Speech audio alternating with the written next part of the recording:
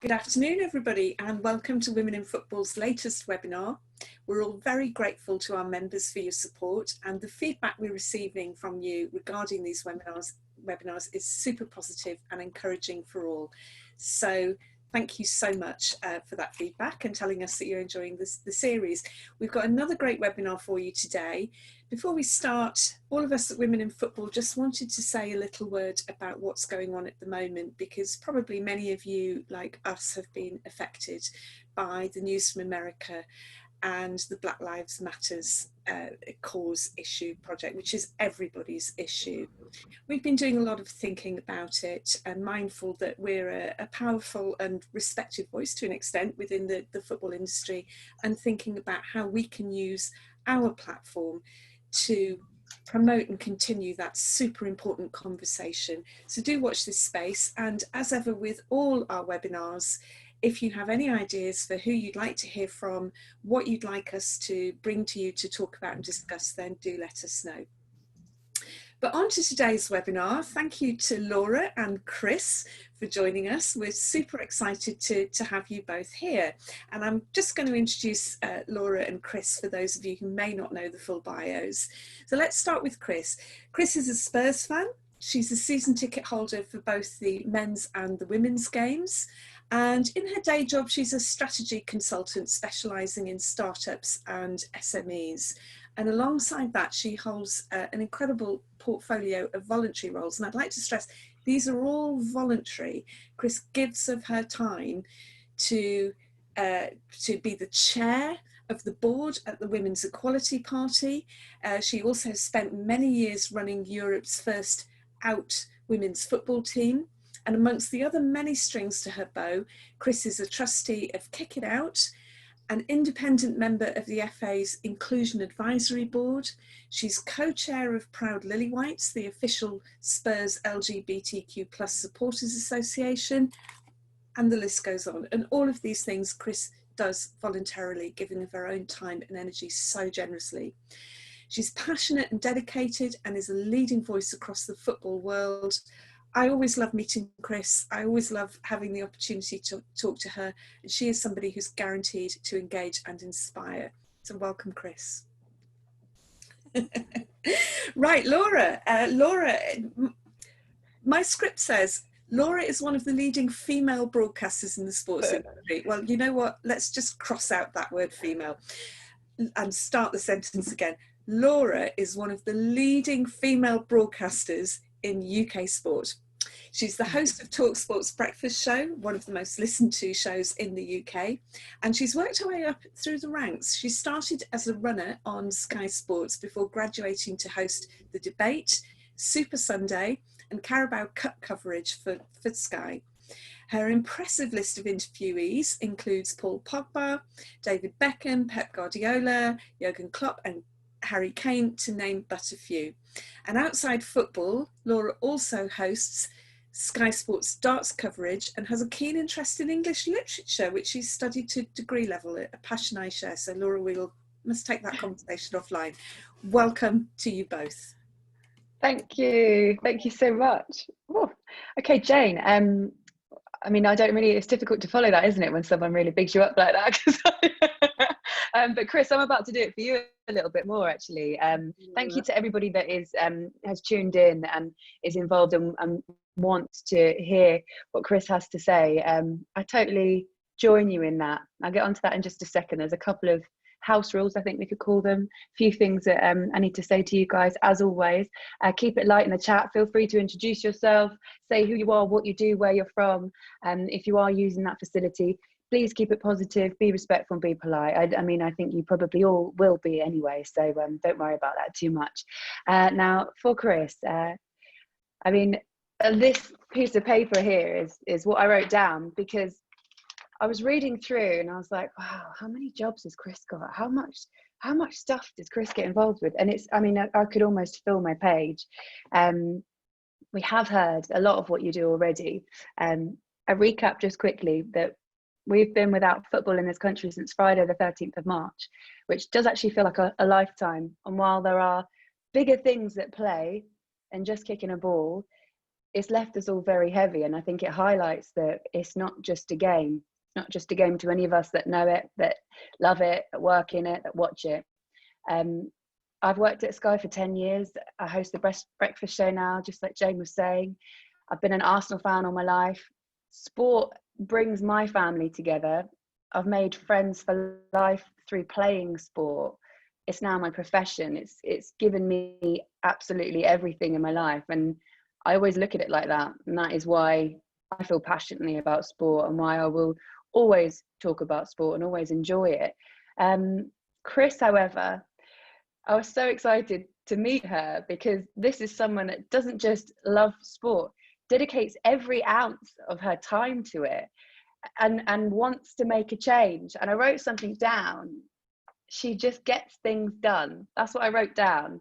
Under all of that stuff and everything that she does, she just gets things done. How she does all those roles is absolutely beyond me. How she has the time to do all of that is beyond me.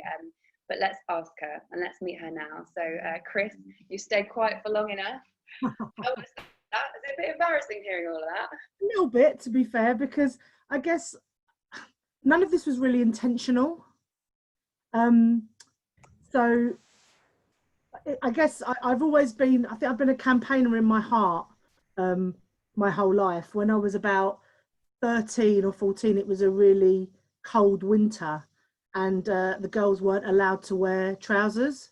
So I started a petition in the school so girls could wear trousers, and we did, which is brilliant. So I've looked back on that, I can reflect on that now and say, actually, that was probably my first campaign. But I also grew up in quite a strict family, you know, the classic sort of immigrant story of your first generation kids and not wanting them to be too much like the country you brought them to, even though you brought them to a country for a reason. And a lot of my childhood was sort of made up of campaigning to my parents about the things that I wanted to do and making a case for it. And actually, when you look now and you look at all the work I've done in my professional career and all of this, basically all you're doing is thinking about your audience, thinking about the change you want to make, and figuring out how you're going to affect that change with the audience or the stakeholders that you're trying to affect the change with. And I guess that's kind of what this is. So when I was at university, I ran the university women's group. And I also came out of university, so it was quite an important time for me. But then when I started work, I sort of, even though my sort of politics was there and I got my first season ticket when I first started work, so in my early 20s, I guess that sort of having a thing, a cause or something that I campaigned for or did as a sort of voluntarily, if you like, in my 20s, it didn't exist. But I started running the football team in my 20s, and it was a lesbian football team, and actually that was really deliberate in terms of creating a space where lesbians and allies, and bisexual women and allies could play football, and it was a safe space. I guess there was that, but that wasn't, there wasn't deliberate campaigning around that. But I guess fast forward to 2014, I heard of this thing called the Gay Gooners. And I thought to myself, why aren't we doing something like that? And I went and sort of shouted into the abyss that was Twitter. In those days, actually, it wasn't that bad. This is 6 years ago. Twitter was a slightly different space. Yeah. There was a lot of sort of people help, there was a lot of kind of talk about connecting each other, etc., which you can still find in corners of Twitter now. And it was around the time that Paddy Power did their very first Rainbow Laces campaign. And that was the back end of 2013. I don't know if anyone remembers that. It was very much, they called it a guerrilla campaign. It was very sort of Paddy Power in the sense that they dumped a load of rainbow laces at every Premier League training ground and tried to sort of say, if you don't mandate your players to wear these rainbow laces, you're homophobic. Now, from Tottenham's perspective, there were a couple of things. One was that the creative around that campaign was actually very sort of nudge, nudge, wink, wink, Paddy Power. It was all but get behind gay footballers, fanar, which actually you wouldn't want to associate with anyway. but they did think we should be looking at doing something with our LGBT fans. So sort of fortuitously, timing wise, we were saying the same things, and like 8 of us ended up in a room at White Hart Lane at the beginning of 2014 to talk about what this group could be. And for me, that was the beginning of a sort of a journey on doing stuff in football. And as I say, I didn't plan any of it. I didn't think, I want to do these things and I want to be on these boards or I want to do this stuff. But we started the Proud Lillywhites and saw actually we can affect really positive change both on an individual and a sort of on a macro and a micro and a macro level, which mattered to me. And it sort of kicked off a bunch of other things. And the thing for me as well, and I don't want to get sort of too personal here, but it does matter, is that towards the end of 2014, my wife died. And so my whole life sort of turned upside down. And actually she was in that first meeting for the Proud, because we were both Spurs fans. That was an accident, actually, a very happy accident. And she was in that very first meeting.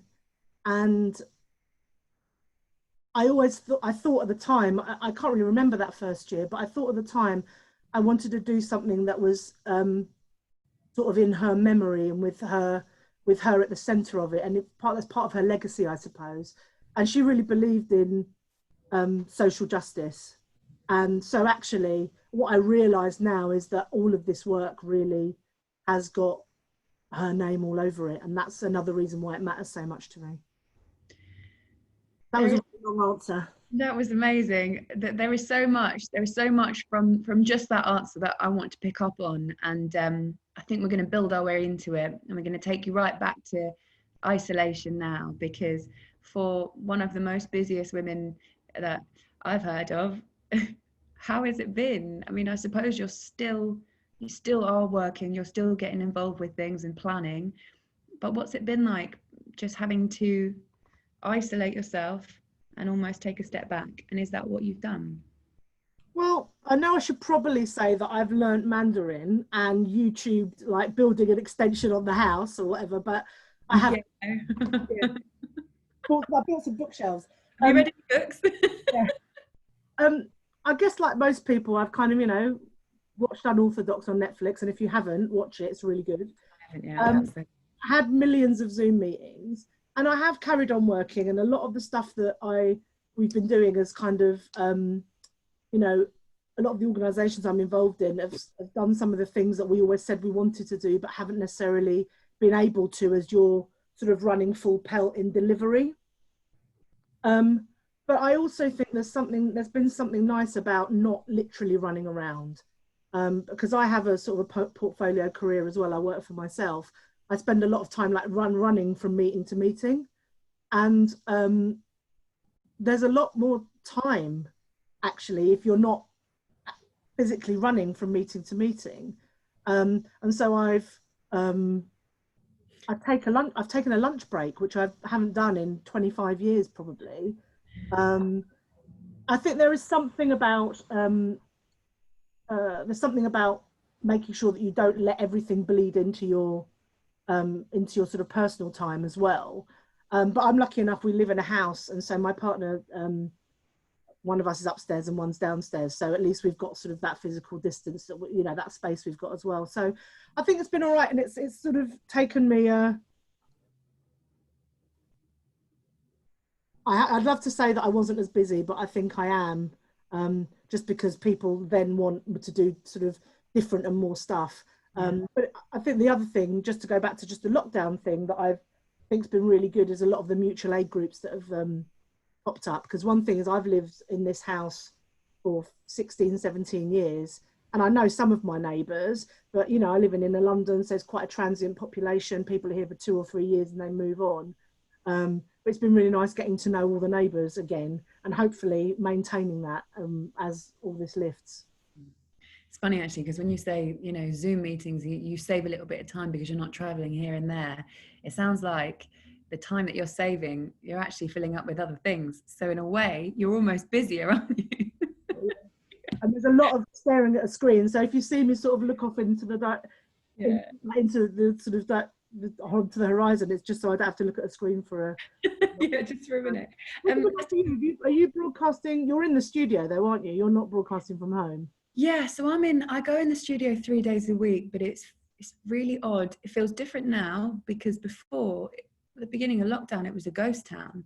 But I was really grateful actually to go into work, because I live on my own in this flat and there's no garden, and it really got to me, I have to say. But I really struggled with lockdown, and I know loads of people in my life that have actually really enjoyed it because they have a little bit of space, or it's given them time to kind of just get a lot of stuff done.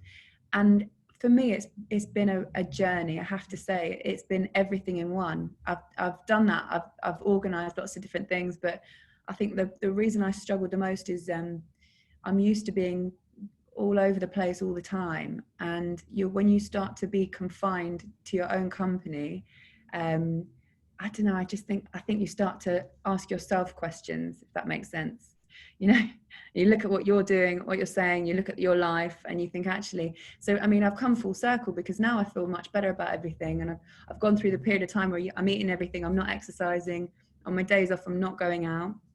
I've realized how bad that is for my mental health, and I've come full circle, and now I'm going the other way. So I mean, it's a journey is the only way I can describe it, but it's also taught me that space and time is just as important as being ambitious. You've got to give yourself that. I think that's really important, and I also think I think we need to recognize that it's not linear either. It's like you might have been on that journey, but you might end up sort of back somewhere else and then going that way again, and not feeling bad about it. Yeah, give yourself a break. That's it. That's one of the biggest things. Give yourself a break. And a piece of advice somebody else gave me was, I mean, this I've heard so many times before: live in the moment and stop living in the past. Stop trying to aim for when you have this job, or when you are £10 lighter, or when you have X amount of money, because you'll get there and then you'll want the next thing. So try and live in the moment. And we've been forced to do that. So in a way, while all this awful stuff is happening in one part of the world and everything outside of your door, if you can own that moment and live in that moment, I think that's for me, it's one of the biggest lessons that I've learned. I'm going to bring you back to Spurs, because I know what you're doing. You're deflecting. This is a seminar about you, and you're deflecting. So let's talk about Spurs, because you've become so recognizable. People know who you are, people know what you're doing, and in terms of what you want to achieve, that is excellent, and that is what you want, really. This visibility. How important is it that you are visible and that your messages are visible? Well, I think me being visible is not really relevant, honestly, and I'm not just saying that to try and sort of do a humble brag or anything, but I don't. Funnily enough, I was thinking about this, and I think I was more recognisable as a Spurs fan I used to go with my cousin in the late 90s, and she's not with us anymore, sadly, either. She was a very beautiful woman, and in the late 90s, there weren't that many pairs of women who went to football matches. And I remember we used to go to a few away games as well.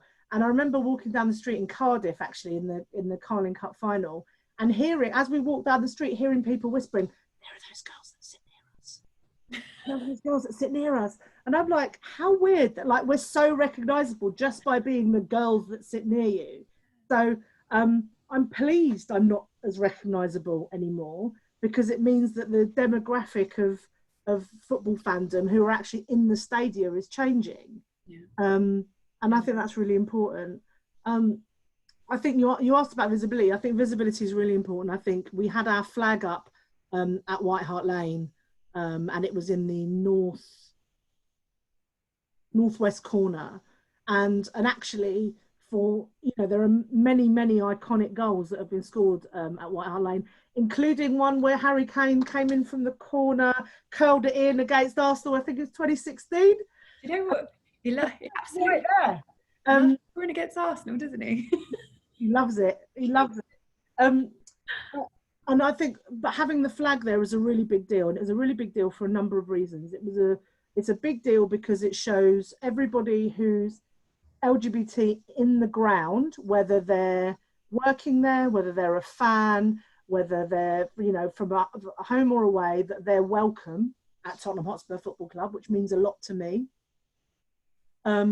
It's also a marker to show LGBTQ plus Spurs fans from across the world that this is their club as well. And I can't tell you the amount of messages of support and sort of messages of like delight, I suppose, that we've had from Spurs fans, literally as far, from New Zealand to all over America to many European countries, places in the Middle East, Africa, literally the whole world, who've seen our flag and have just said, it's incredible to see this. And you can't underestimate that, because, people talk about football being a mirror to society, but, for me, it's a catalyst for change. And if that wasn't the case, football clubs wouldn't have, their community foundations. A lot of main football clubs have got work that they do in the community because they understand the change that football can make. Really early on, when we started the Proud Lillywhites, I met a guy called Frank Mugisha, who's a Ugandan LGBTQ rights campaigner. And he wasn't a football fan, but he wanted to try and develop his campaign in conjunction with the Premier League, because he understood what power the Premier League had in Uganda at a time where he could have been sentenced to death for being gay in Uganda. So he thought, well, if I can get the Premier League or some players who are sort of revered in Uganda to get behind our campaign, then maybe we can make a change in that. And that's just not to be underestimated, because there are literally people's lives at stake. And so that's why that visibility was really important for us. Well, we started the Proud Lillywhites, and we had three sort of main goals, which are still the three from today really. One is social, and we say social in a very broad term, but just to say that if you're an LGBTQ plus Spurs fan, you can come together with other LGBTQ plus Spurs fans, whether that's to meet up before a game, to watch away games together. We've got a really vibrant WhatsApp group that, people sort of chat in between games, but also during games. And there's that sense of kind of community togetherness, and that's part of your club. And what I'm really proud of from that is that there are many people that have come back to football because we exist. It's a lot for a lot of our gay male members, because they're football fans when they were kids or teenagers, and then they might come out in their late teens, early 20s and think, this isn't for me, the environment's too masculine, or too macho, not necessarily masculine, too macho. Someone might spot me, it might not be, it might be dangerous, etc. And, a lot of our members have come back to going to live football matches or being engaged in football because we exist. And I think that's amazing, because if we hadn't made up this thing 6 years ago, that wouldn't have happened. You're creating that community that everybody else should experience at football. Exactly. I mean, I first went to White Hart Lane in 1980. I'm giving away my age now. I was 6. And I still remember walking up the steps and seeing the pitch and, all of those people and what that felt like, what that atmosphere was, that kind of collective sort of excitement, hope, trepidation, all of those things that you feel when when you're part of that. And I can't think of another experience where you have like 40,000 people that are sort of next to you, where you're all pulling together for that. And you've got that, you feel that sense of kind of community and identity and all of those things. And I still feel that when I walk into a football stadium, and I don't want that to be denied to anybody. And so if we can do a little bit of this to make sure that that's not denied to anybody, then I think that's amazing. Have there been challenges, Chris? Because I imagine it's not been easy, and it's taken a long time for this to get to the place that you are now. Yeah. Well, I mean, the other thing that we did quite early on was when we started, the Gay Gooners were in existence, as I say, the Proud Canaries from Norwich, Canal Street Blues from Man City, and us. And we started a thing called Pride in Football, which is an alliance of LGBTQ plus fan groups in the UK. And there are more than 50 groups now. And I can tell you that every single time a group gets set up, one of the messages they'll receive, whether it's on social media or people message the club directly, and they say, where's the group for ginger fat blokes, for example, right? every time. And you know what? I would always say, look, you know, if you think as a ginger fat bloke, you want to find other ginger fat blokes to watch football with, because that's going to, you know, engage your you know, enhance your experience. Absolutely go for it. And the same happened with our flag, to be honest. When that went up at White Hart Lane at the beginning, now it's a real badge of honour for many Spurs fans. I'll come back to the challenge in a second, but I was in a black cab once, and I love talking to a cabbie. I always talk about football, and I started talking. I can't remember. Went round to Tottenham. It turns out he was a Tottenham fan. We got round to the Proud Lillywhites, and I love that flag. Oh, I'll tell my, you know. And usually they've got an LGBT member of their family, or they know a gay person. But nonetheless, you know, it's a bit of a marker to have reached your average London cab driver and to find that there's a positive spin from him. Yeah. Whereas at the beginning, we had, you know, that we had a lot of detractors, a lot of, you know, don't bring politics into football. And we still get a bit of it now, to be honest. Mostly on social media, of course, because that's where the platform that people use. But I think what that serves to do is to show us that we've still got work to do. And we said right from the beginning that we want to put ourselves out of business. I've got no interest in doing this forever. I'd love to find ourselves in a place where we don't have to do it anymore. But while we still find that on social media, I mean, we had a very credible death threat once when we talked about, we were doing a stall before a North London derby, and it was, I can't remember, it was with one of the campaigns. I think it was the Football vs Homophobia campaign. We were doing some stuff with the Fans for Diversity campaign, which is a joint campaign between Kick It Out and the Football Supporters Association. And we had a stall, and we were advertising the stall saying, come and see us. You know, we made these really beautiful, you know, like those little rock sweets you can get. Yeah. And so we had rock sweets that said Proud Lillywhites in them, and they had like rainbow around them. So we had these little sweets that we were giving out, talking to people, whatever. And we had a credible death threat to the extent that we had a briefing from the police beforehand, and that, you know, they stationed a police officer sort of relatively near us. So what, they sent you a death threat? Someone did, yeah. Someone sent us a death threat, yeah. Wow. And, you know, from you know, like on social media, you think, I want to take this with a pinch of salt. But then equally, like, we had a number of our volunteers there that day. And so I've got a safeguarding responsibility to the people that are on that stall, to keep them safe. But the club took it very seriously. The police, as I say, took it seriously.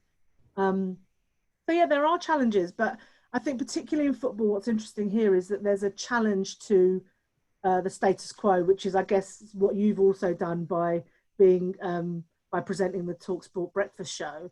It's a challenge to what traditional sort of football broadcasting looks and sounds like, and what a traditional football fan looks and sounds like. But, you know, the world is changing and has changed, and I've got as much right to be in that football stadium as you've got as much right to be in that chair. Yeah. So, and that's what we have to keep pushing. I always think about it as, I remember in sort of 2002, 2004, 2005 era, when Jose just went to Chelsea, and a group of friends of mine were massive Chelsea fans, and they all had season tickets. And whenever one of them couldn't go, I'd go. Not because I'm a Chelsea fan, I hate Chelsea. I'm an Arsenal fan.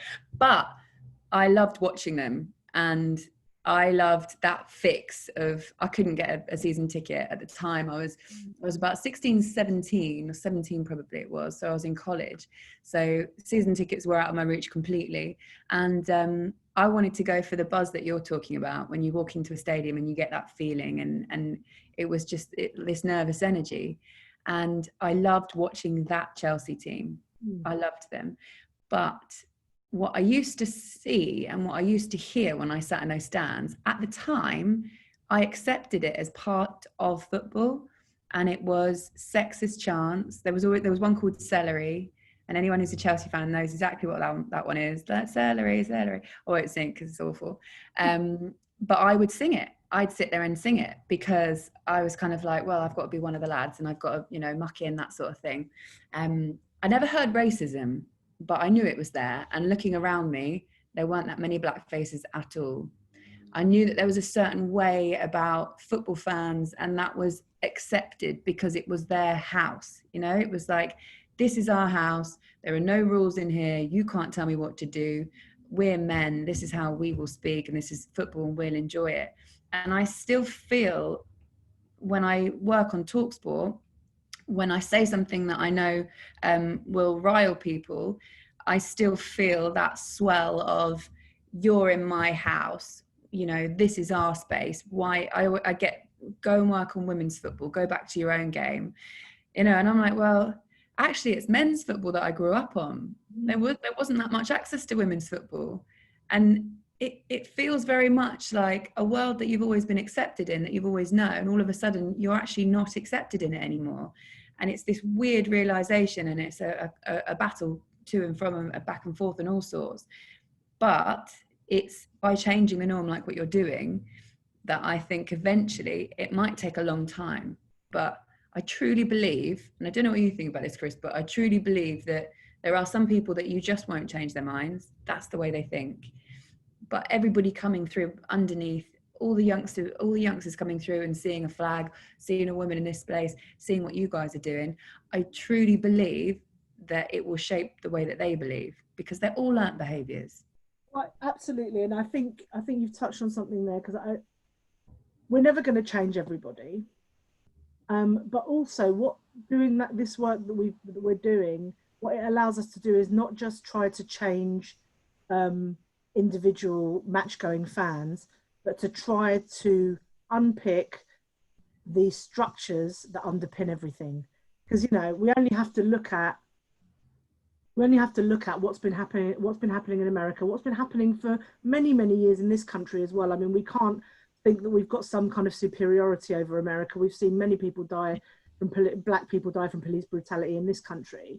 And the thing is that, you know, what we can try to do is unpick the structures that hold all of this stuff up. You know, the foundations. You know, houses haven't always been built out of brick.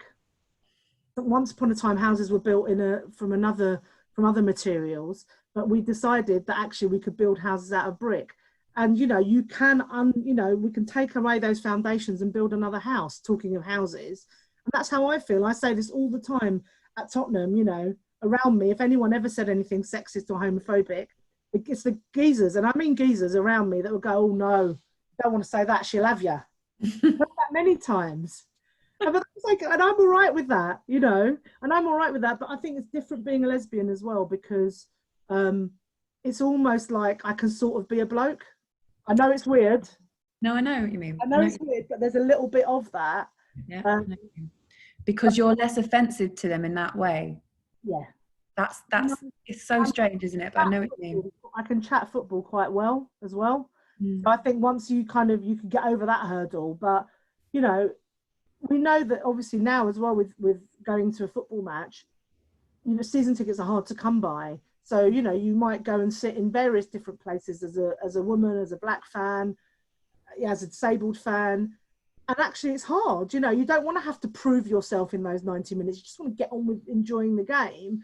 And so the thing that we've been trying to do on all of this is create the conditions, as I say, for it to feel like a safe space. And, you know, and that comes with like working with the club as well on a load of the other things, not just on, you know, what happens in the ground in that moment. How supportive have they been, Chris, for everything that you're doing, Spurs? I have to say, they've really been excellent. I mean, when we started the Proud Lillywhites, the one thing that we did is we set up some sort of, sounds terribly bureaucratic, but we set up some terms of reference with them. And so we have, you know, at least 2 meetings a year. We've got it sort of written down that we have 2 meetings a year with senior members of the club. But actually now we've developed a relationship where I can send WhatsApps to people and just sort of try and move things along. But at least with Donna Cullen, who's the executive director, she's basically Daniel Levy's number 2. We have a meeting at least once a year with Donna where we set out our strategy and we tell her what we need from the club in that time. And actually getting Donna's mandate for that is really powerful, because of course once she said, yes, I want you to do that, you know, I don't know for anyone who saw it in December, got a lovely new stadium. And it's all right, isn't it? we lit it up in a beautiful rainbow for the Rainbow Laces campaign.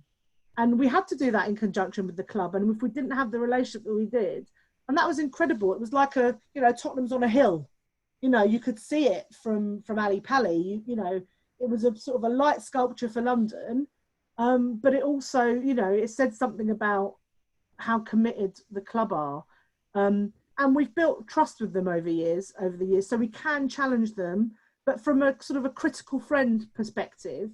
And they value our input, and I'm really proud of that as well. I mean, Spurs have got the first LGBT coordinator in the Tottenham Hotspur Foundation that any football club has, and we helped them recruit her. You know, that was part of some work that we did together. We thought, actually, this might be a good idea, so we're doing that, which is brilliant. Another story I'll tell you. Maybe I'm not supposed to, but anyway, I'll tell you anyway. Don't put this on Twitter, folks. When we signed Serge Aurier, who's our right back, he came with some baggage, and he'd used some homophobic language against a previous coach. And so when all of that, the rumours were swirling that we were going to sign him, there was a lot of glee from some of our detractors on social media going, ha ha, what are the proud Lillywhites going to do about this? And, oh, you know, he's coming to get you, and all these kinds of things. But also we had a big call from all sorts of other avenues to say, well, what are you going to do about this? What are you going to say about this? The first thing we thought was, actually, we're not going to comment on speculation. There's no point in talking about it if he wasn't going to be our player. We were really we were quite sort of straight line about that. But what we did do was talk to the club in the background to say, look, if this is happening, we have to talk about it, because actually he is coming with some baggage. But also, you don't campaign if you don't think you can make change. So I can't sort of criminalize him before he's even got there. So we wrote some thoughts down, shared it with the club, talked to the club about it. And actually, before they announced the signing, they got on the phone with us, and I'm talking, you know, senior people in the club, and we discussed the comms that they were going to put out around the signing.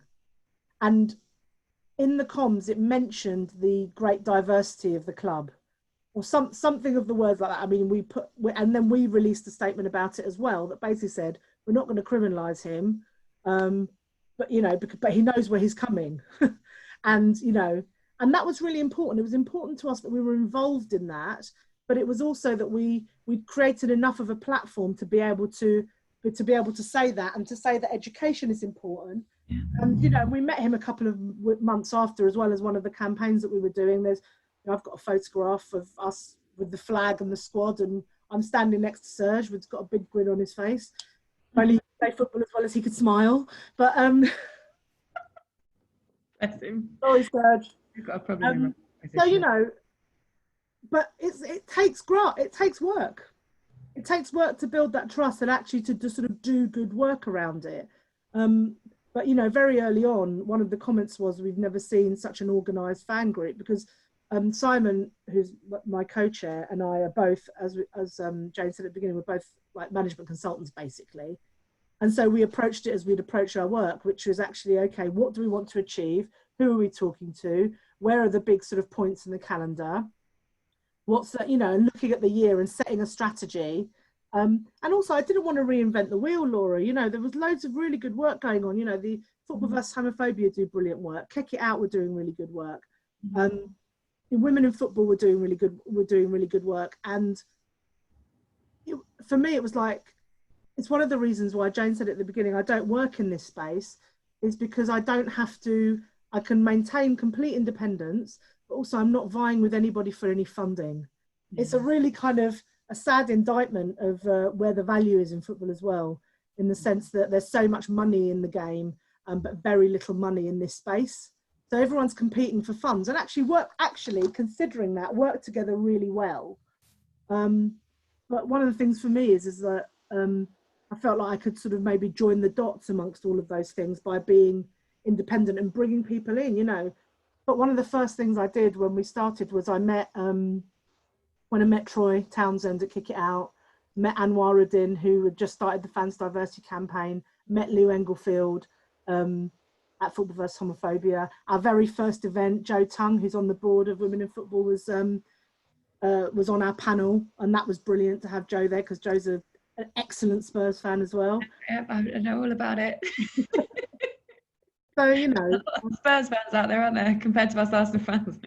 So yeah, the club have been supportive, but you know, I think the important thing for me is that we're an official supporters group, but we are also independent, and we have to maintain that because we need to, you know, we need to be able to challenge where if we need to. But actually, they're really open to it because they do want to do better. That's it. It's almost taking, when you were mentioning about how you deal with a situation with Sergio Aurier, you're going to have all this, like you say, all this reaction on social media for people that want you to react angrily, and actually take all the emotion out of that and say, right, well, what do we want to happen? We'd rather educate, because you can get change from education. You can't get change from anger, really, can you? Exactly. I wanted to ask you, because you're a season ticket. Space for anger. Let's not say there isn't space for anger, and there are moments where there is space for anger. Sorry, I have to say that. That's all right. When you go to men's games, you also go to girls' games. You've got a season ticket for the men's, a season ticket for the women's as well. What are the fundamental? I know obviously the crowd sizes are slightly different. What are the fundamental differences between the men's and the women's game? And is there as much support? Is it a different environment completely? It is a really different environment, and I think for me, it's the anger and the aggression I could do without, to be honest. And I'm as passionate as anybody, you know. And don't get me wrong, there's something incredible as a middle-aged woman to be able to go to a football match and like shout at the top of my voice, and no one's like, you know, like it's not an unusual thing. But it doesn't have to be so hate-fueled. I think you can be passionate without being aggressive and full of hate. And for me, with the women's game, is that you can support your team, and it's about supporting your team, not about denigrating the opposition as well. Which, you know, like I can joke with you about Arsenal, but like I'm not going to sort of wish terrible things to befall an Arsenal player. It's like, really, you know. And if the minute you bump into that guy on the street, you know, like, all right, let me give you an example, and this is one of our own fans. Sadly, it was a North London derby at the Emirates. It was the one where I think it was 4-4 in the end. No, yeah. So everyone had gone. Pretty much everyone had gone. I was in the like 8th row, and I'd gone down to the first row at 4-3 because I thought, you know what, the lads have done a good job. I want to give them a good clap at the end of this. And next to me there was a guy who was stood at the front, and he was so angry. You're all a bunch of, you know, you're a disgrace. And they could definitely hear him. And I just thought, imagine being that angry about that. Didn't compute. But then Lennon scored the equaliser. That guy went wild, jumped over the hoardings. If you remember, I don't know if you could do the celebration. There's a guy who's celebrating with the team because he jumps over the hoardings and jumps on. And I just thought, that's astonishing. Like literally 30 seconds earlier, he wanted to like kill and bury them all. And then he was on top of them celebrating with them. Now, look, I understand that football's passionate, but as I say, it's the anger and the hate I could do without. And so for me, I think we have to be careful as we build the women's game that we don't just double up on supporters. So we just bring you know, look, if men's supporters want to come into the women's game, they're very welcome. But I want to keep the spirit of support in the women's game as it is now, because I think it just reminds me of something else of what being a football fan can be. And I'd love to do that. And I think there's a space for that as well. So I think there's a space to build support of the women's game of new fans, because I think, you know, football can be off-putting for some people. You know, I did a little survey in one of the Women's Equality Party WhatsApp groups that I'm in, asking people about if they didn't go to football, why not? And some of it was around that, about sort of, you know, the anger and doesn't feel like a safe environment. People talk about not wanting to take their kids to a men's game, how expensive it is, of course, you know, and all of those sorts of things, which actually you can solve in the women's game. And I think you can still have the passion for the badge.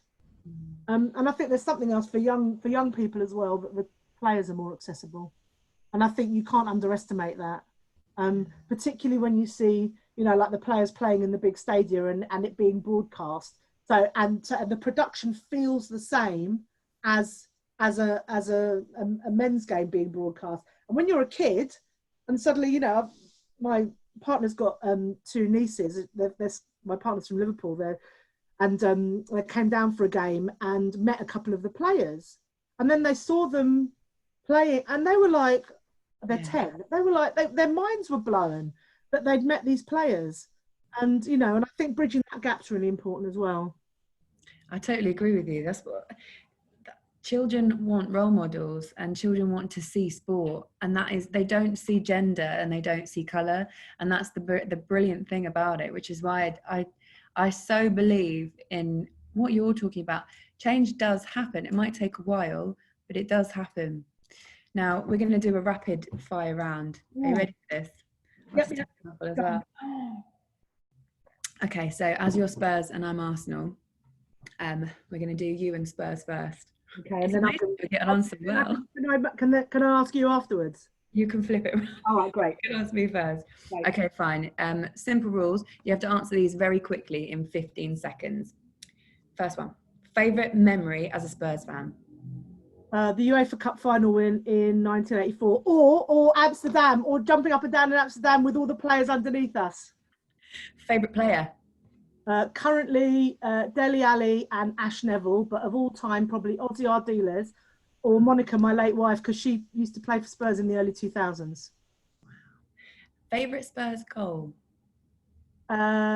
Ricky Villa's 1981 FA Cup final goal, or Dele's flick and volley against Palace. All that goal, the Harry Kane goal I talked about earlier against the Arsenal. Favorite Spurs game? Oh God, too many to mention, but the Bill Nicholson testimonial match was mine and Monica's first date. So I'm going to go for that one. The craziest thing you did at a Spurs game, in the stands or at home, you could have been watching. God, I don't know. Oh, I'll tell you what, there was, for a couple of seasons, there was a really bald man who used to sit in front of me, and a couple of times I did actually kiss his head when we scored. Your saddest moment as a Spurs fan? Poch leaving, 100%. I cried for about 3 hours. Oh. I actually was upset when he left, and I'm an Arsenal fan. Your happiest moment as a Spurs fan? Well, I've already talked about Amsterdam, so I guess I take my nephew now, and I'm really pleased to have passed it on to him. So celebrating any goal with my nephew. Amazing. Right, your turn now, Laura, then. Okay. Your favourite memory as an Arsenal fan? In 1998, me and my brothers accidentally met the whole team. Oh, so I know it's only 15 seconds. Just tell us quickly how you did that. So London Colney was being rebuilt, and my dad was playing cricket, and for some reason they were just next door to their training ground, but their temporary training ground, and it was just incredible. And I literally walked up and I stood side by side with Arsene Wenger, which you would never get to do these days. But that's my favourite, my earliest memory as well, actually. Fantastic. Favourite player? Favourite player, Tony Adams, but this changes. Tony Adams, Ray Parlour, David Seaman. I used to have all the David Seaman shirts. I used to get them for Christmas because my brothers used to want me to go in goal. The golden era of Arsenal, those kind of memories and those kind of players are the best for me. Before we go, I'm going to get a picture off the wall and show you it. It's Tony Adams, 1998, like this. Just have to, yeah. You're telling us your era as an Arsenal fan there for sure. That's the best era. Favourite Arsenal goal? I could pick a number of Thierry Henry's, but Dennis Bergkamp, the pirouette against Newcastle. My dad's a Newcastle fan as well. My dad's a Man United fan, actually. Funny that, isn't it? The craziest thing you've ever done during an Arsenal match, at home or in the stand? I mean, probably nothing really awful. I'd probably just drink copious amounts of Jaeger bombs and embarrass myself. Very good. Favourite Arsenal match? Favourite Arsenal match? I went to one with my dad in 1999, I think it was, at Highbury, Arsenal-Newcastle, and I was expecting great things, and in the end it was 0-0. Probably my favourite just because it was my earliest memory. But 2002 FA Cup final, Ray Parlour against Chelsea, Cardiff. I think that's probably not because it was particularly brilliant, even though it was, just because it's one of the best ones that I remember, and I have good feelings about the FA Cup. Fair. Saddest moment as an Arsenal fan? Arsene leaving. It felt awful. It was by the end of his time at Arsenal, I felt like it was the right thing to do to move on, but I felt so guilty about that, and it was it was the saddest thing watching him leave. I still have so much adoration for him. Every time I see him doing his various different roles, he does a lot of punditry work in different countries, and I just have a very a warm feeling about him. And finally, your happiest moment as an Arsenal fan? My happiest moment as an Arsenal fan? 2017, I went to the FA Cup final against Chelsea, and I also went to the semi-final against City. And those moments, because they're the clearest in my mind now, the atmosphere that day was absolutely incredible. We stopped Chelsea from doing the double that day, and there was just something special about it. I was with a really group of people, some really close friends of mine as well. And maybe it's because it was the last greatest thing I remember about being an Arsenal fan. That's probably why. Fair. It's so sad, isn't it? That wasn't very rapid, but you know. I know, sorry. I could see we're getting told off for cheating for like saying more than one thing. I'm so sorry, everyone. It was supposed to be 15 seconds, wasn't it? We've got loads more questions to ask you, but I'm also quite conscious about time. And I know that we've asked everybody if they have a question or not, they can send them in. So in a second, I'm going to try and figure out how to get the private chat up, because at the moment I can just see everybody else's. So what I'll eventually do in a second is find out how to work that private chat. And then I think Cassie's going to send me a few questions from you guys as well. While I figure out how that's going to happen, I just want to quickly ask you about your other roles, because you're involved in so much. Kick It Out, you mentioned there specifically as well. So you joined last September. Tell us a little bit about why it is that you wanted to join and what you were hoping to do.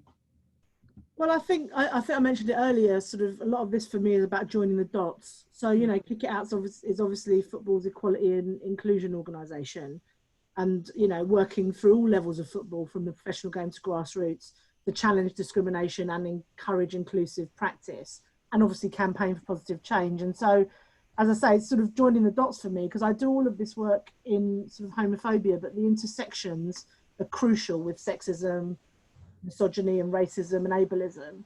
You know, I always say sort of homophobia very rarely travels alone. It's got its mates, racism, sexism, transphobia along for the ride. And actually, when you're looking at an organisation like Kick It Out, we can sort of bring all of that work together. Yeah, I have got a couple of questions for you now. I figured out how to do it. This is from Chris. I know you've touched on this a little bit already. Sorry, this is for Chris. Do you have any recommendations regarding how we can improve approaches to anti-racism and begin to unpick the structure regarding racial injustice? That's from Colette. I have another one after that as well. So we sort of spoke about it earlier on, about picking away that structure and rebuilding a house, in essence.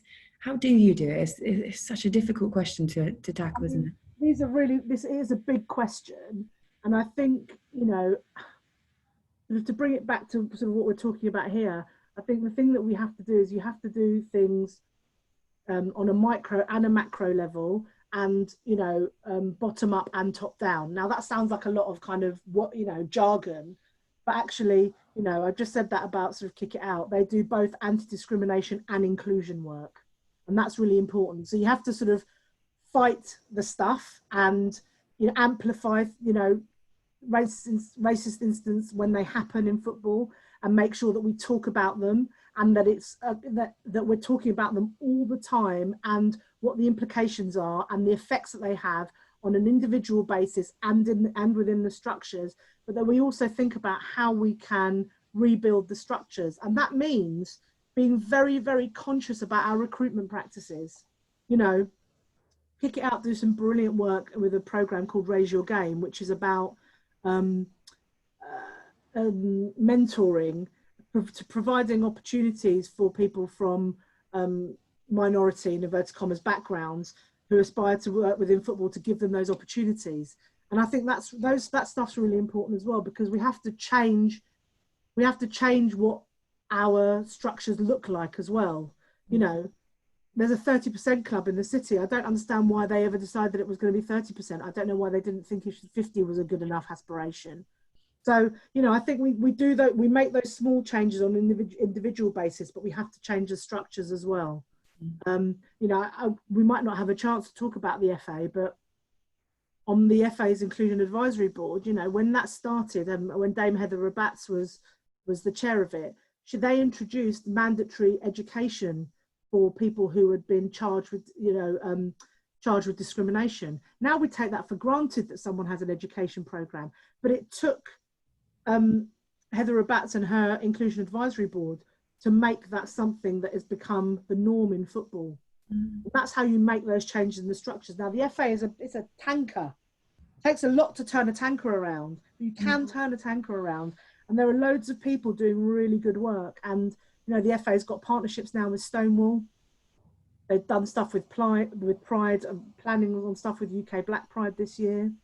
They've got an elite coaching program for black coaches, you know, to bring them into the England setup, because of course we can see what our England players, the percentages of them are from are black, and then what happens to the coaching staff. You know, the majority of our elite coaches are white, so we have to look at what happens in those pathways, and we have to be deliberate about it. So I'd love to say that there was something, you know, there was going to be a silver bullet, but it's graft. And it's graft in all levels. Well said. How about this one from Marissa? Who is your secret favourite player who played for the opposite team? Oh, Marissa. Yes, Marissa. That's really hard. Oh God, I don't. Do you know what? I tell you who I always quite liked, and I always thought you'd want him in your team. I don't think he's a particularly nice man. Sorry if anyone's his relative. I always like Roy Keane. Oh, he's great. I thought Roy Keane was somebody you'd want in your team. Yeah, he's charming as well. Actually, I worked with him at Sky, and for all of the kind of heightened aggression on the pitch, he's an absolute charmer off the pitch. Jane, you've made your presence aware, which I guess means we've run out of time, isn't it? I'm so sorry, because we could have gone on for ages, but we've only got a couple of minutes left, so probably need to wrap things up. That's one last point, because I planned my last point because I thought like you'd ask me what's the one thing you want people to take away, and so I just quite like to say it if it's at all useful. It's just that I hope you've seen from what I've been talking about today that you can drive your change and make things happen, but don't be despondent if it's hard. Because there are brilliant networks of people like this network of Women in Football doing excellent things. And we've got to remember that the structures have been created to suppress us. There are institutions and structures that have functioned for hundreds of years to uphold the status quo, whether that's patriarchy or white supremacy, etc. And I wanted to finish on a quote from Audre Lorde, which was that the master's tools will never dismantle the master's house. Oh, that's brilliant. What a takeaway, Chris. I've just written that down, Chris. Yeah, and for anybody who missed it or didn't scribble it down quickly, just a reminder, this webinar will be up on our website later, but what a takeaway, and very timely.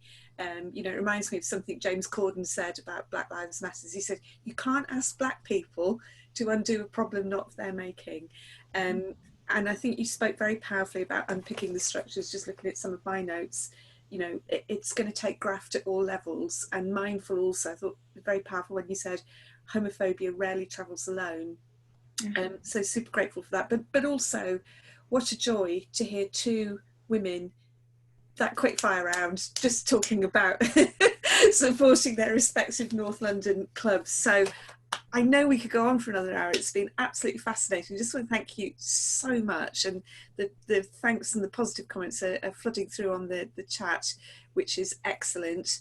Just a note to everybody who's been watching, do let us know on Twitter or via our emails, info@womeninfootball.co.uk, what you've thought about today. We love to hear your comments and feedback, because it's so important to us to shape the next programme of these events that we'll do, because we want to do what you want to hear. So we will be running more of these over the next few weeks. Watch out for your Women in Football emails, because all the details are in there. Just want to say finally, to wrap up, massive thank you to Chris, massive thank you to Laura, massive thank you to all of you for joining, and we hope we'll see you on the next one. Bye for now. Thank you. Bye. Bye everyone.